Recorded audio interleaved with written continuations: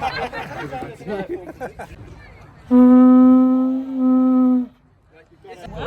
to Korea in Ruins.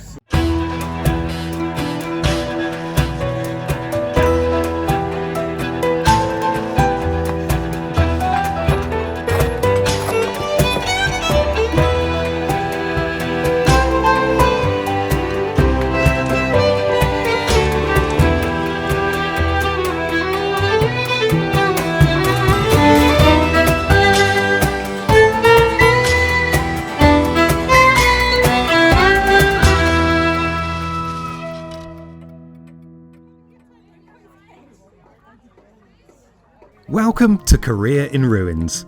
Last year we took a trip north to the Scottish Crannog Centre to celebrate the launch of the CBA's Festival of Archaeology. The immersive, experimental site was built on the shores of Loch Tay, and it gets its name from a distinctive type of Iron Age dwelling that was built on an artificial island made from wood and stone, connected to the mainland via a causeway.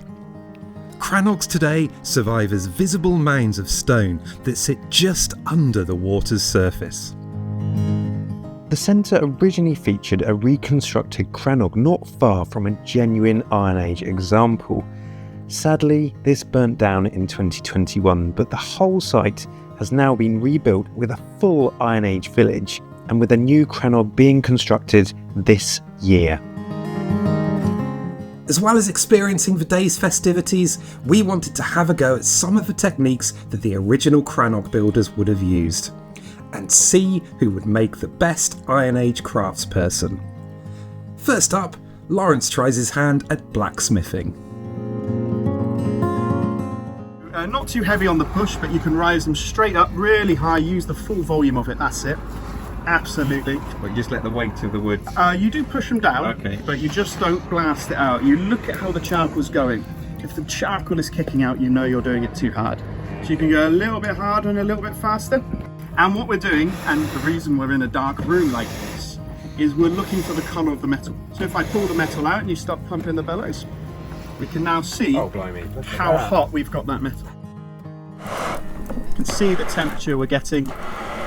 What I'll do is I'll bring that out and take it to the anvil.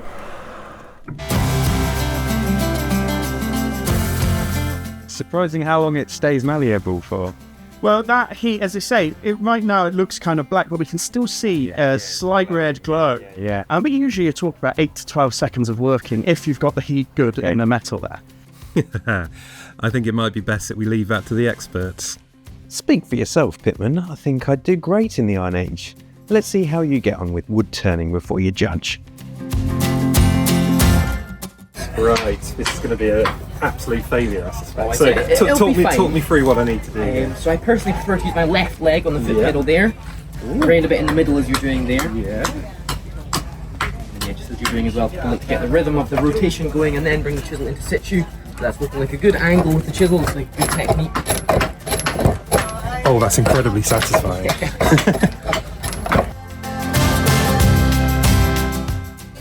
As an amateur lather, how's Derek done just there? Oh no, that was. I've never seen someone pick it up quite so quickly. You were, you know, even from the get-go, you were cutting some wood, but then right at the end there, you're getting these nice, lovely long bits of wood, which is amazing. So out of 5? 4.5. 4.5. That's a high score. For someone's first ever go, that was amazing. Yeah. That's not a bad score. Not bad. But I've still got one more activity, dry stone walling.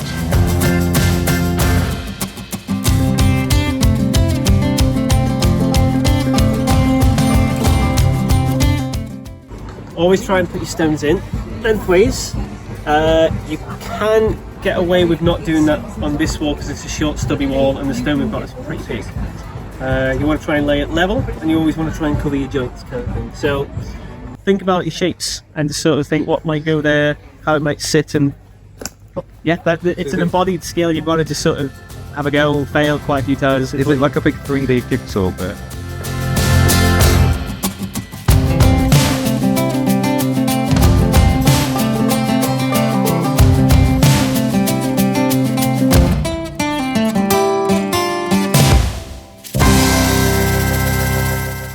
Not bad at all. As a final flourish, let's see if I can rustle up some Iron Age cuisine.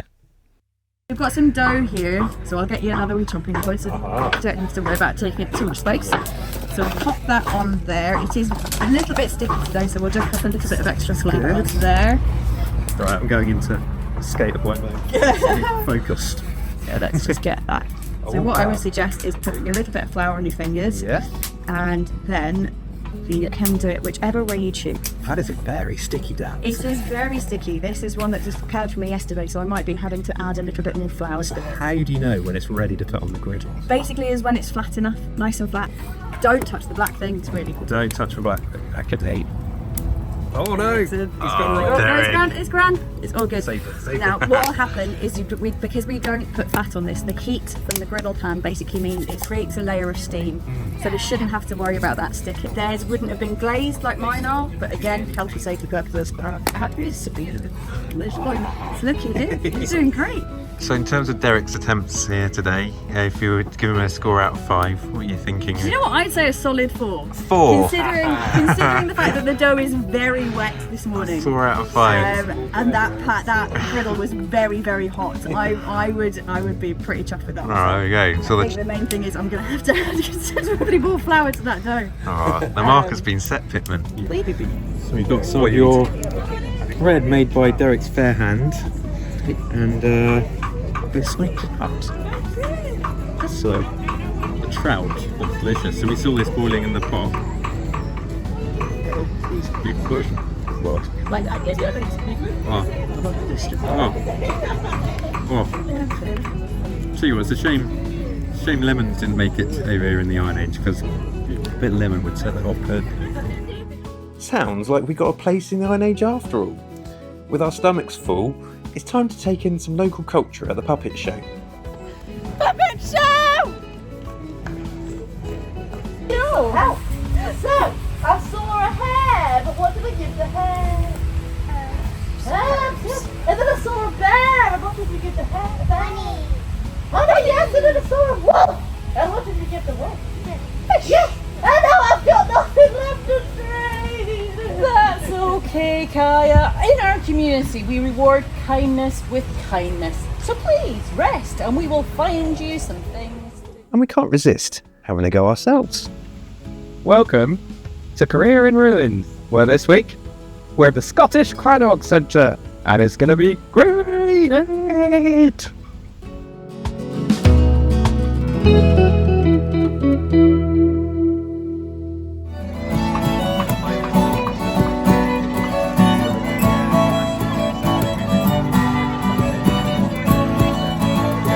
So far, we've touched, smelt and tasted life in the Iron Age, but the Crannog Centre has one more treat for us, a small sample of what life could have sounded like in the Iron Age.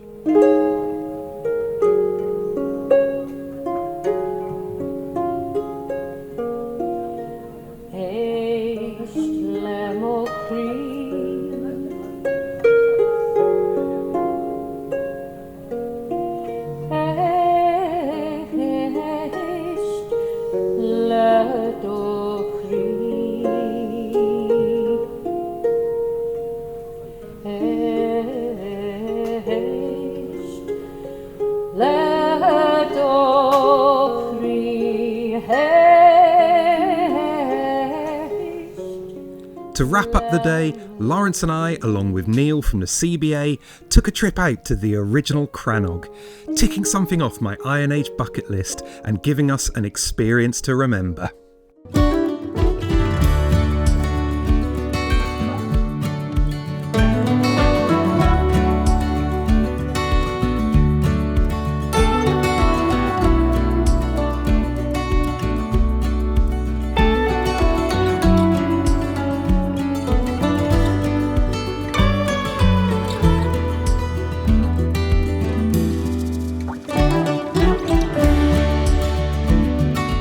Our day at the Crannog Centre for the opening of the Festival of Archaeology was one we won't forget for a long time.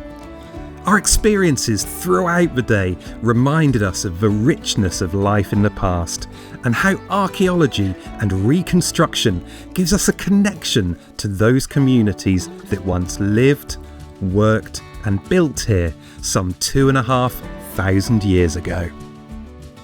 Finally, one more treat. A night in a reconstructed roundhouse next to the fire.